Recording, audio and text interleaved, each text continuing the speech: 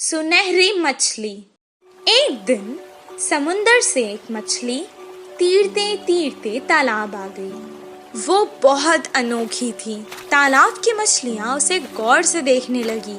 उसी वक्त एक मछुआरा वहाँ तालाब की मछलियाँ पकड़ने आया। तालाब के मछलियों को शिकारी के बारे में पता था। जैसे ही उसने जाल डाला, सारी मछलियाँ तुरंत वहाँ से भाग गई और ये सुनहरी मछली जाल में फंस गई। मछुआरे ने कहा, ये मछली तो कितनी बड़ी है, इसे मैं घर ले जाकर छोटे छोटे टुकड़े कर कर सुखा कर बहुत दिन तक खा सकता हूँ। ओ मछुआरे, मुझे मत मारो, मैं तुम्हारी मदद कर सकती हूँ। मछली की बातें सुनकर, अरे ये मछली तो बात भी कर सकती है, बताओ तुम मेरी क्या मदद कर सकती हो?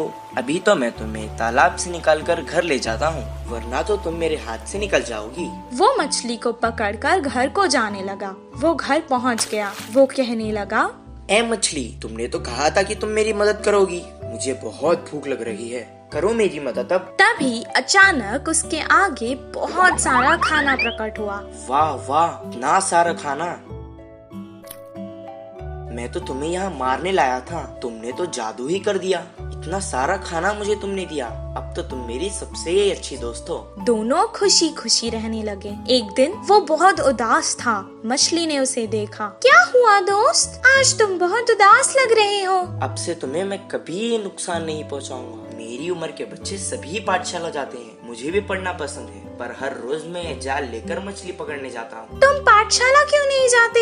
मुझे पढ़ना पसंद है, पर मुझे कुछ याद नहीं रहता, इसीलिए मछली पकड़ने के काम पर लगा दिया। मैं तुम्हें एक उपाय बताऊं? मुझे तुम अपने कान तक ले जाओ। मैं तुम्हें एक मंत्र बताऊंगी, उसे पढ़ने से तुम्हें सब कुछ याद रहेगा और तुम अपनी कक्षा में सबसे अव्वल आओगे। तुम्हारी सब प्रशंसा करेंगे।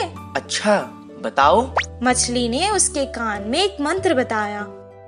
उसके बाद से जैसे उसने कहा था वैसे ही हुआ। मछली दोस्त, मैं बहुत खुश हूँ। अब मुझे तालाब की बहुत याद आ रही है। चलो हम दोनों तालाब चलते हैं। वो दोनों तालाब के पास चले गए। मछली ने उसे अपने ऊपर बैठा लिया और बहुत जल्दी जल्दी तैरने लगी।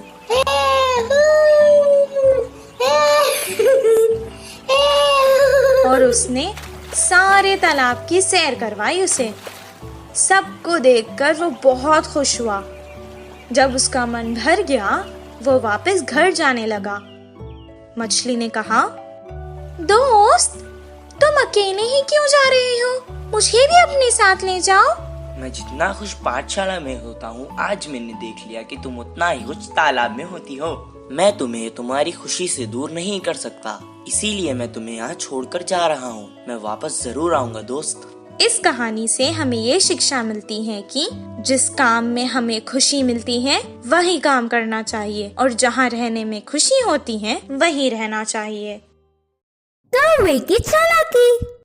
एक जंगल में दो बड़े बड़े पेड़ पास पास थे। एक पेड़ पे कौवे घोंसला बनाकर रहते हैं तो दूसरे पेड़ पर कबूतर रहते थे। पूरा दिन खाना ढूंढते हुए शिकार के लिए भागते थे। शाम ढलते ही अपने अपने स्थानों पर विश्राम करते थे। कौवे के समूह में एक अति आलसी कौवा रहता था। वो उठना ही देर से उठता था। बाकी सारे खाने के लिए बाहर जाते हैं तो ये कहीं ना जाते हुए पेड़ पे ही आराम से रहता था। कुछ ही देर में वो सारे खाना लेकर खाते समय उनमें मिलकर छीन के खाता था। ऐसे उस दिन उनके लाई हुई खाने को समेटकर कौवे एक तरफ और कबूतर एक तरफ समूह में आकर खाते हैं। तो कौवे हर समय झगड़ते हुए अपने अपने बल से आहार लेते थे। कबूतर तो सब मिलजुल कर रहते थे, बिना किसी झंझट के एक सामान बांटकर खाते थे। उन कबूतरों की एकता देख आलसी कौवे ने सोचा कि आहा, उन कबूतरों को तो देखो कितने अच्छे हैं और हमारे देखो कैसे हैं। छी, अगर जन्म लेना ही है तो शेर की तरह लेना चाहिए या फिर कबूतरों की तरह लेना चाहिए। बोलकर बहुत ही उदास हुआ। कुछ देर सोच में पड़ गया और चालाकी से एक चाल चली। कपड़ों को रंग डालने वाले के घर जाकर सफेद रंग में डूब के उठा। उसके बाद अपने आप को शीशे में देखकर उछलने लगा। देखने के लिए कितना सुंदर हूँ, कोई भी मुझे कबूतर ही सोचेगा और कबूतरों के साथ अच्छे से गा सकूंगा।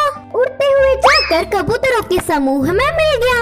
धीरे से अच्छे से खा रहा था। खाने के लिए झगड़ा कर रहे कौवे को देख नफरत करने लगा। ऐसे कुछ दिन बाद उस आलसी कौवा बिना कष्ट किए आराम से रहने लगा। एक दिन भूख से बहुत खा गया। गले में खाना अटकने से पानी के लिए रोक नहीं पाया और तुरंत बोल के जोर से चिल्लाने लगा। इससे कौवे की पोल खुल गई और क्या, सारे कबूतर मिलके कौवे को चोट से मारते हुए भगा दिया।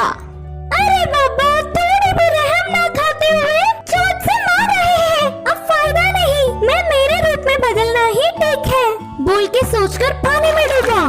मजाक ये था कि वो कड़ी रंग होने के कारण वो गया ही नहीं। बिना कुछ समझते हुए अकेला ही रह गया। अब देख देख के भूख ना सह पाते हुए आखिर में कौवे के खाना खाकर उनके समूह के पास चिल्लाते हुए आया। वो कोई अजनबी पक्षी है समझकर सारे कौवे एक होकर उसे भगा दिया। उस आलसी कौवे की चाल विफल होकर उसके लोग भी आने नहीं देने से आखिर में अकेला रह गया। इस कहानी की नीति है कि बाजू वालों के लिए भागने से अच्छा हमारे लोगों से खुश रहे।